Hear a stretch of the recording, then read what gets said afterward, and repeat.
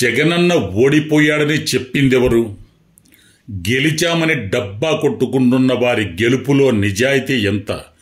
2024 ఎన్నికల సంగ్రామంలో భయపెట్టిన వీరుడు ఎవరు, భయపడిన పిరికి పందలెవరు అనే విషయాలు రాష్ట్ర ప్రజలందరికీ తెలుసు. ఎన్నికలు జరిగిన తీరు, కౌంటింగ్ జరిగిన తీరు, ఈ మధ్యలో జరిగిన గోల్మాలు, దీని గురించే ప్రజలంతా చర్చించుకుంటున్నారు.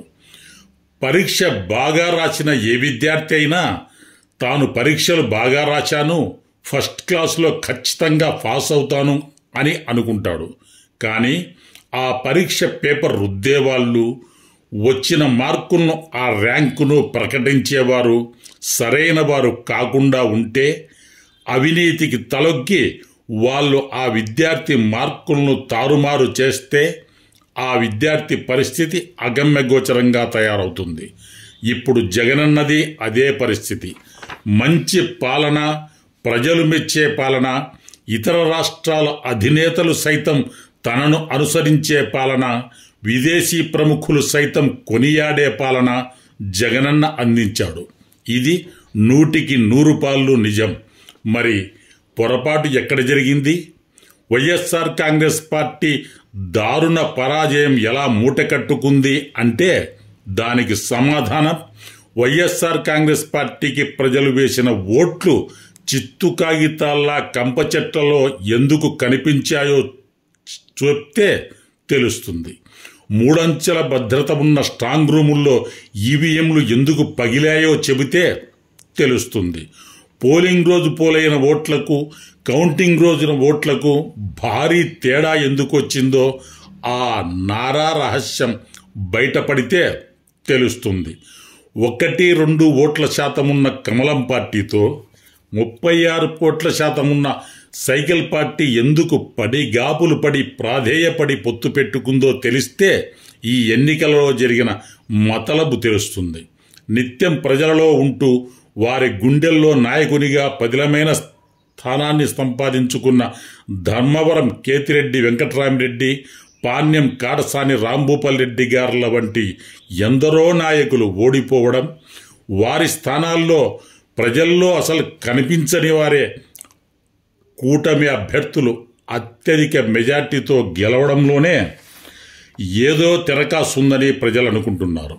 ఇంకా రియల్ ఎస్టేట్ చేసే భూస్వాములు తమకు సహకరించారని, వారి బిజినెస్ కోసం దాదాపు 26 గుళ్ళు కూల్చేసిన టీడీపీ అధినేతతో కలిసి హిందూ ధర్మాన్ని ఎలా కాపాడుదామని జతకట్టాడో బీజేపీ పెద్దలే చెప్పాలి.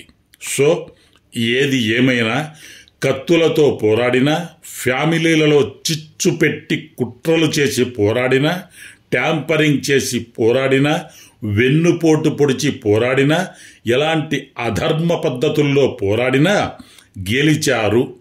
ఆ గెలుపును అందరూ ఆహ్వానించవలసిందే, తప్పదు. ఎందుకంటే ఇది ప్రజాస్వామ్యం. కానీ ఏదో నిజాయితీగా గెలిచినట్లు రాష్ట్ర వ్యాప్తంగా చేస్తున్న ఈ రాక్షస క్రీడలు ఏమిటో అంతుపట్టడం లేదు. ప్రజలు మీకు ఓట్లు వేసి గెలిపించారు అనుకుంటే మరి ఆ ప్రజలను ఎందుకు భయభ్రాంతులను చేస్తున్నారు? అంటే ప్రజలు మీకు ఓట్లు వేయలేదు, మీ నాయకుల గిమ్మిక్కుల వల్ల మీ పార్టీ గెలిచింది అనుకోవాలా? అలాగే వైఎస్ఆర్సీపీ కార్యకర్తలు మీకేం చేశారు? మీ పార్టీ గెలవాలని మీరు పోరాడినట్లు వాళ్ళ పార్టీ గెలవాలని వాళ్ళు పోరాడారు. వాళ్ళు ఓడారు, మీరు గెలిచారు. నాయకులు బాగానే ఉన్నారు, మీకెందుకు ఈ పైశాచికత్వం? అన్నదమ్ముల్లా అందరూ కలిసిపోయి ప్రజల కోసం పనిచేసి మీ నాయకులకు మంచి పేరు వచ్చేలా చేయవచ్చు కదా. ఆలోచించండి. మీరు చేస్తున్నది ఎంతవరకు కరెక్టు అన్నది మీ గుండెల మీద చెయ్యి వేసుకొని మీ అంతరాత్మను ప్రశ్నించుకోండి, మీకే తెలుస్తుంది. మీరు చేసే చేష్టలకు చిర్రెత్తి వాళ్ళు తిరగబడడం మొదలైతే, రోడ్ల మీద మారణకాండ జరుగుతుంటే మేధావి వర్గాలు జోక్యం చేసుకొని గవర్నర్ పాలనకు డిమాండ్ చేస్తే పరిస్థితి ఎలా ఉంటుందో ఒక్కసారి ఆలోచించండి.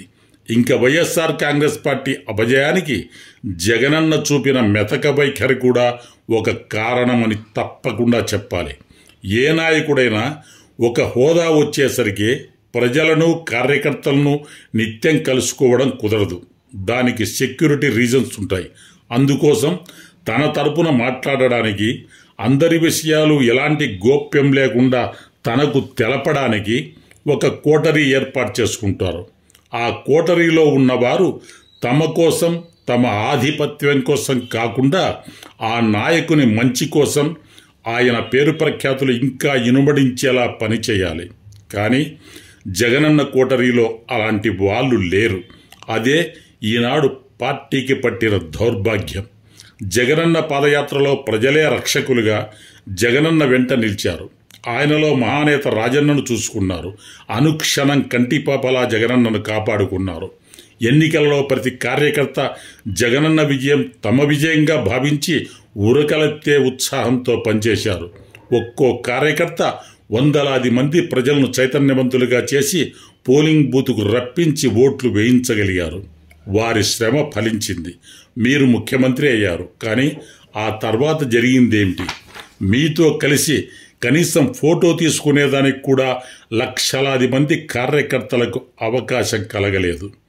చాలామంది ఎమ్మెల్యేలు వాళ్ళను పట్టించుకోలేదు. కార్యకర్తల దాకా ఎందుకు, చాలామంది ఎమ్మెల్యేలకు కనీసం మీ అపాయింట్మెంట్ కూడా దొరకలేదు. దానికి కారణం మీ కోటరీ. ప్రజల మనోభావాలు, కార్యకర్తల కష్టాలు, ఉద్యోగుల అభిప్రాయాలు ఇలా ఏ ఒక్కటి మీ వద్దకు చేరలేదు. దానికి కారణం మీ కోటరీ. ఆ కోటరీలో ఉన్న పెద్దలకు ఎమ్మెల్యేలు, మినిస్టర్లే లెక్కలేదు. ఇంకా ప్రజలు, కార్యకర్తలు ఎంత చెప్పండి. ఈ విషయాలన్నీ చంద్రబాబు గారు బాగా క్యాచ్ చేసుకున్నారు. 2019 ఎన్నికల్లో మీరు రాజన్న బిడ్డగా మాత్రమే ప్రజలకు తెలుసు. అప్పుడు అఖండ మెజార్టీతో మిమ్మల్ని అందలమెక్కించారు. 5 ఏళ్ళు ఎవరు ఊహించని అద్భుతమైన పాలన మీరు అందించారు. అలాంటప్పుడు గెలుపు ఎలా ఉండాలి? మీరన్నట్లు నిజంగానే వై నాట్ 175 లాగానే ఉండాలి. కానీ జరిగిందేమిటి? ఇలా జరగడానికి కారణం కేవలం మీ కోటరీలోని పెద్దలు.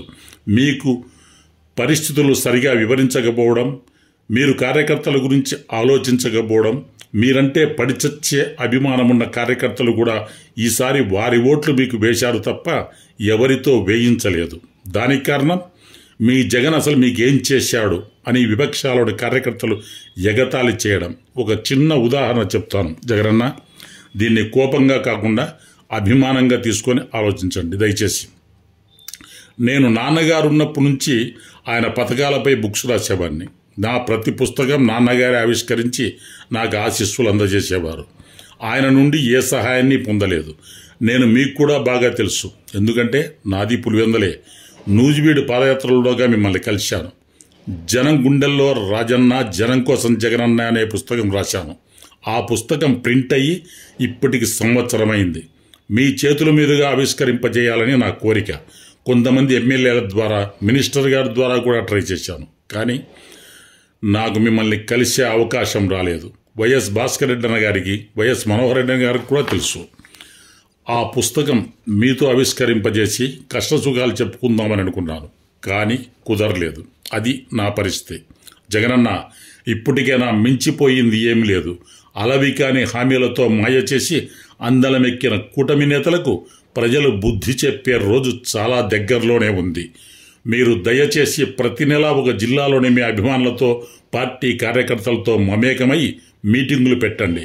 వారి అభిప్రాయాలు తీసుకోండి. వాళ్ళు మీ నుండి ఏది కోరుకోరు, మీ చల్లని ఆప్యాయత, అభిమానం తప్ప.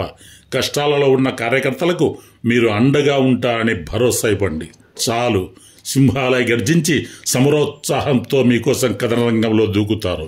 మీరు కోరుకున్న ఘన విజయాన్ని మీ ముంగిట నిలుపుతారు. జై జగన్, జై జై జగన్, జోహార్ వైఎస్ఆర్.